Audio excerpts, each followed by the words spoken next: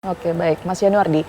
Kalau kondisinya Israel katakanlah memang sudah rugi triliunan begitu ya, Anda melihat akankah Israel ini lebih smooth begitu ya mainnya, artinya lebih jaga-jagalah, menahan diri untuk tidak melakukan serangan-serangan, atau bahkan ada sesi balas dendam yang akan dilakukan nanti? Kalau kita lihat dari sejarah, saya tidak yakin Israel akan tetap berdiam diri. Saya melihat kemungkinan akan terjadi eskalasi kembali. Karena dalam sejarah kita lihat selalu ada saja aksi yang dilakukan oleh Israel. Sekalipun ekonominya sudah terseok ya? Iya, iya. Tapi kan dia akan di-backup oleh Amerika Serikat. Jadi ekonomi Amerika itu kan di-backup oleh ekonomi Israel itu kan di-backup oleh Amerika Serikat kan. Jadi saya kira Netanyahu dan Trump, walaupun beberapa waktu lalu ada sedikit konflik lah kita bilang seperti itu, tapi saya kira secara ekonomi tetap ada backup dari Amerika, dan kita sulit untuk percaya kepada Israel karena selama ini selalu biangnya di situ, itu di mana-mana orang udah tahu itu.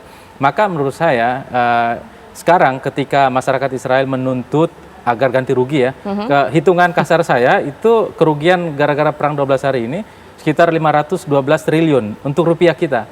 Itu meliputi kerugian langsung kayak rumah-rumah hancur dan lain sebagainya, dengan kerugian yang tidak langsung kayak orang di PHK, termasuk ada sekitar 100.000 ya, ada 100.000 orang Palestina yang bekerja di Israel. Itu kan di PHK semua itu. Jadi orang-orang Palestina kan banyak juga yang kerja di state Israel kan. Itu di PHK semua dan kerugiannya sekitar itu. Nah, menurut saya kita sulit untuk percaya kepada Israel untuk dia akan benar-benar taat kepada ceasefire ini, tapi kita tetap berharap bahwa dia bisa taat untuk itu. Oke, baik. Ada potensi serangan balik gitu ya, tapi nanti akan secara langsung atau dengan menggunakan proses misalnya menggunakan Hizbullah atau dengan Houthi begitu? Kalau serangan lewat proksi Iran itu kan tetap terjadi sampai sekarang ya. Artinya kan poros perlawanan Iran itu kan ada Houthi, ada Hizbullah, ada juga di Suriah, ada juga di termasuk Hamas ya, yang sampai sekarang masih eksis ya. Masih ada puluhan orang kan yang masih ditahan oleh Hamas. Artinya serangan Iran terhadap Iran dan proksinya terhadap Israel masih terus ada, tapi saya kira kita tetap berharap agar Iran juga menahan diri. Saya lihat Iran memang menahan diri karena dia tidak menyerang pada instalasi nuklir yang vital ya di Israel. Karena Israel kan punya kurang lebih 90 hulu ledak nuklir, sedangkan Iran nggak ada. Nah, Iran tidak menyerang hulu ledak itu, atau titik-titik yang strategis kan tidak diserang oleh Iran. Artinya Iran masih berpikir karena Iran masih pengen ada diplomasi dengan Amerika agar sanksi internasional dari Amerika dan dari negara-negara itu bisa dihapus kepada Iran. Dan Iran juga sampai sekarang kan kalau kita lihat ya, dan itu dari Badan Energi Internasional juga mengatakan dia belum punya nuklir kok, senjata nuklir dia belum punya. Dia memang punya kemampuan, untuk bisa meningkatkan satu step lagi untuk menjadi senjata nuklir itu, tapi dia belum melakukan itu. Artinya sebenarnya Iran kalau kita lihat masih punya iktikat baik untuk mengikuti tadi diplomasi internasional untuk agar sanksi internasional yang bertahun-tahun melanda mereka itu bisa dieliminasi lah. Tujuannya buat bangsa dia juga biar bangsanya bisa lebih mandiri gitu. Tapi Iran saya lihat sekali lagi dia juga menyadari bahwa dalam politik internasional ini selalu ada yang namanya serangan-serangan, potensi serangan. Maka dia perkuat militernya dan lain sebagainya sejak revolusi tahun 79 itu. Baik, saya ke Mbak Dina. Mbak Dina, kalau dari Mas Yanuardi tadi ya, ini nampaknya Israel sedang mengatur strategi begitu ya, kapan waktu yang tepat. Kalaupun itu terjadi, menurut Mbak Dina seburuk apa sih? Apa konsekuensi yang nantinya setidaknya terburuk yang akan diterima? Apa yang akan terjadi?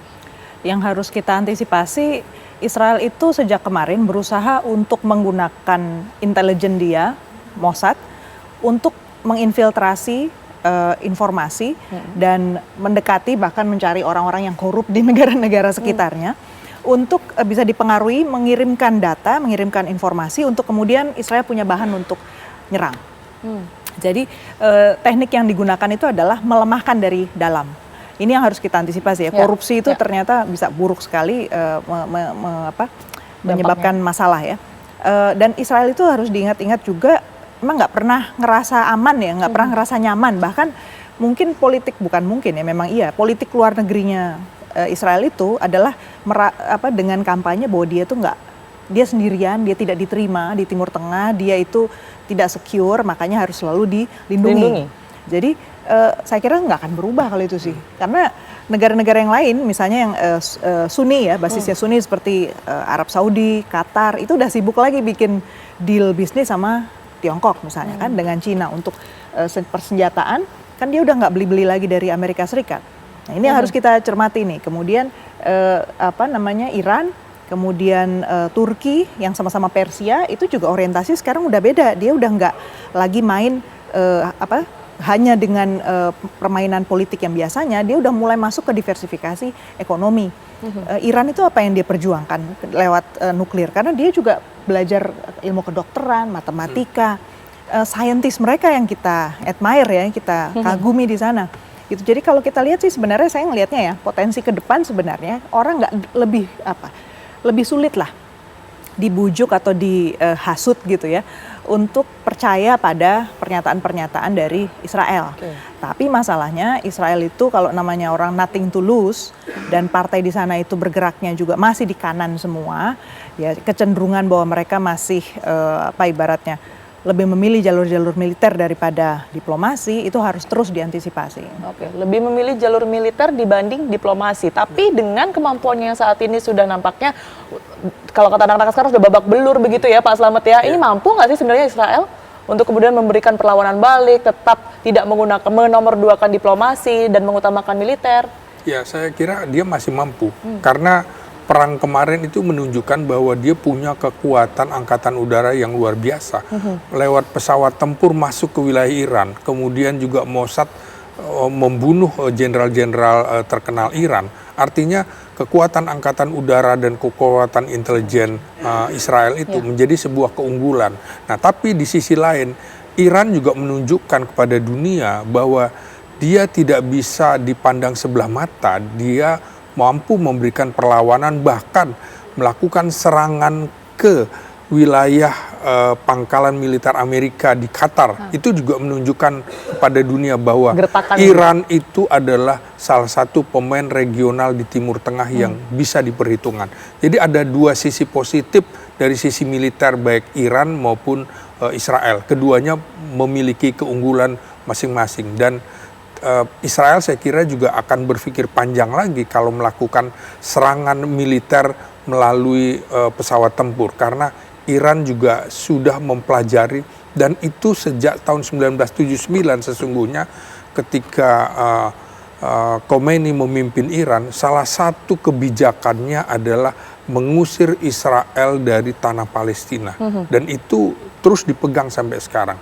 Karena itu selama Israel terus masuk ke wilayah Gaza, kemudian tepi barat, selama itu juga Iran akan memperkuat pertahanan militernya dan juga memperkuat proksi-proksi untuk menyerang Israel sampai Israel meninggalkan tepi barat dan Gaza. Oke, serangan-serangan itu tetap ada, tapi kalau kita berbicara mengenai kerugian yang saat ini terus terjadi menggerogoti Israel begitu ya, apakah ini juga bisa terbaca oleh Iran sehingga serangan tersebut bisa datang lebih awal misalnya Pak? Tapi dijawab usai jeda, kami akan kembali untuk Anda.